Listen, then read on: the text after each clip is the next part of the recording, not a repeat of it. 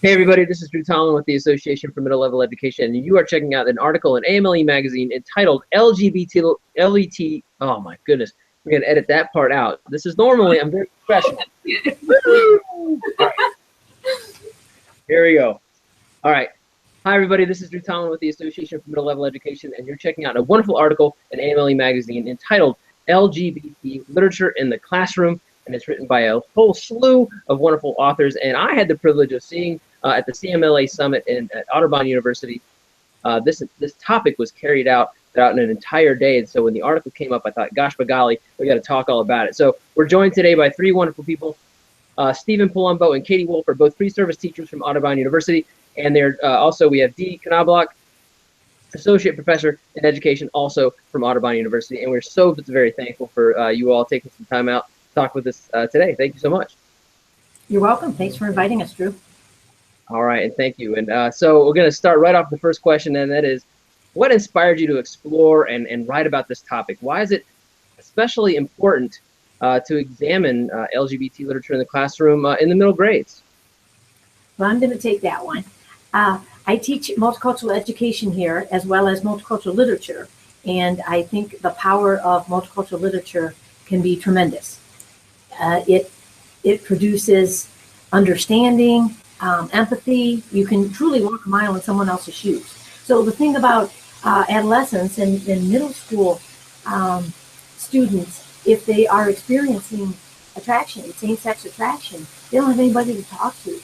They're going through all the other changes, and they're working through all of these identity questions and challenges that they're faced with.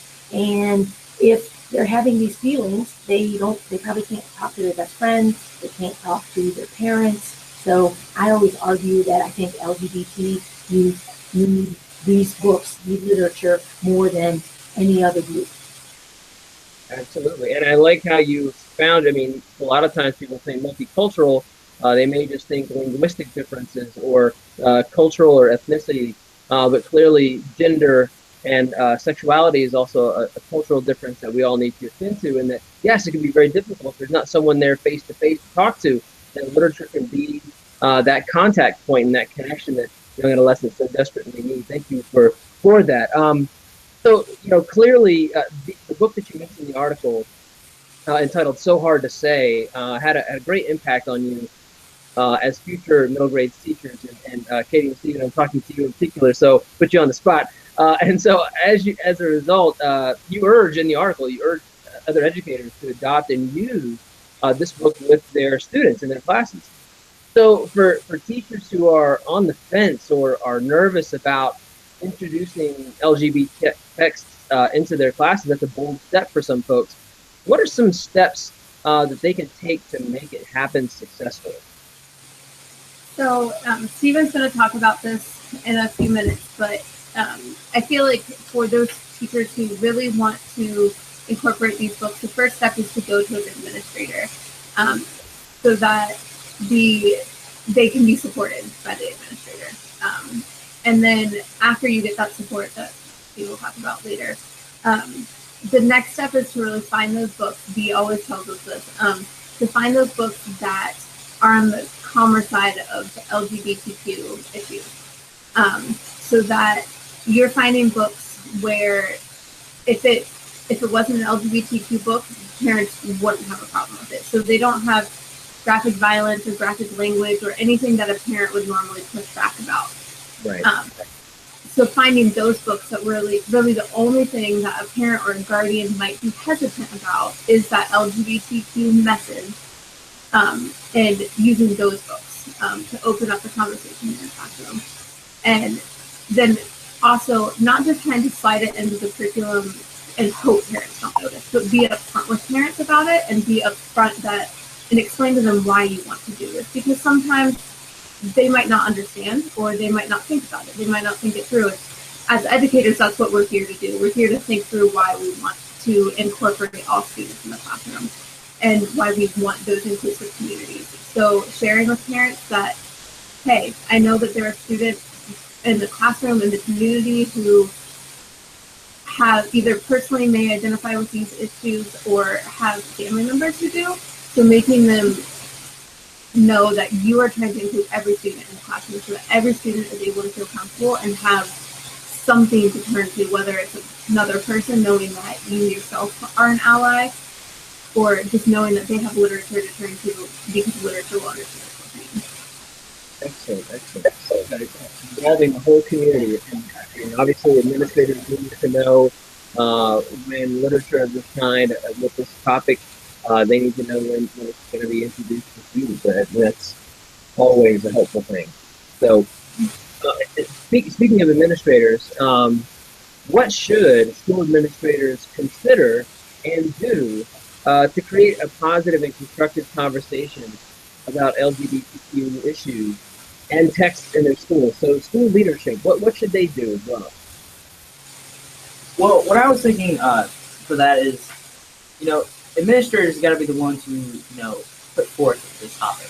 Because I feel like, I've read another one of Alex Sanchez's books just a couple weeks ago for the class, essentially, called The God Box. And this was telling the story of a boy who's struggling through his high school career of whether he is gay or straight. And it's all kind of based on his, religious aspects as well, because Christianity, in that sense, does not, feel very, good about the gay community. So, and he grew up believing all this stuff that was completely wrong about, the gay community. So that was put in his mindset. And then his teachers and administrators, the school environment they lived in also really, hound in on that aspect of it, and did not, have clubs or activities or groups that really welcome people of gay and, lesbian, sexuality. So what I'm thinking is administrators just really need to be able to bring that topic to their teachers,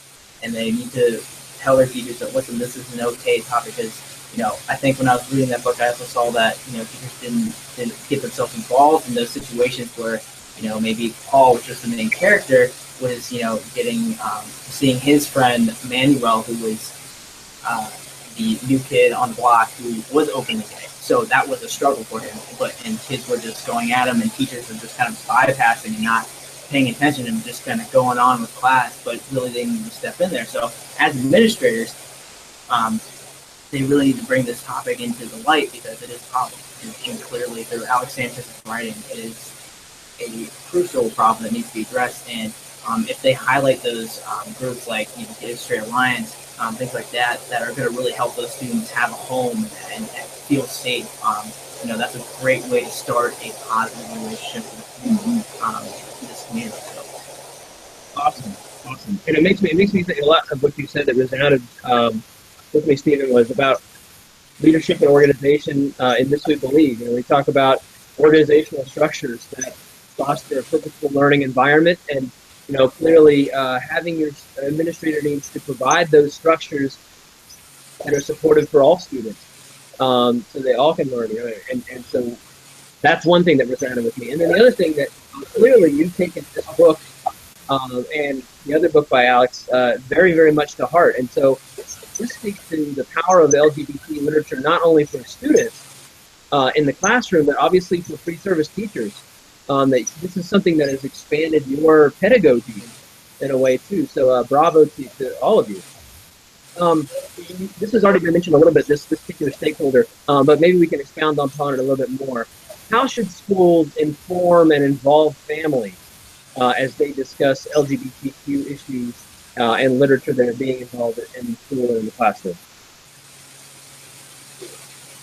Yes, I'll start this, but then Katie will add something, because one of Katie's concentration areas is language arts, and the language arts teacher will send home, a newsletter or syllabus saying, here, this is the text, the number of texts that we're going to be reading this particular semester. But what I talk about in my multicultural education class is that for gay youth, suicide is the number one leading cause of death. So I always say that if that is not a moral imperative, I do not know what is. So for teachers and schools and administrators, we are a key player in supporting all gay kids, but all gay kids, as well as making sure that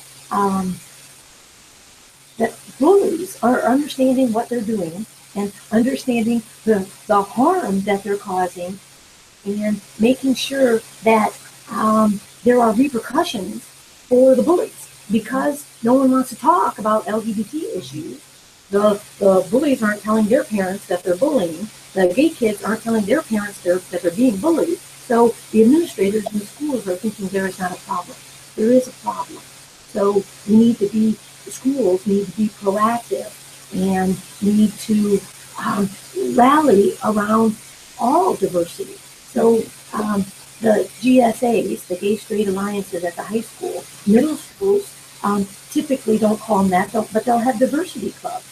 So let's just make sure that all types of differences are honored and valued in those diversity clubs.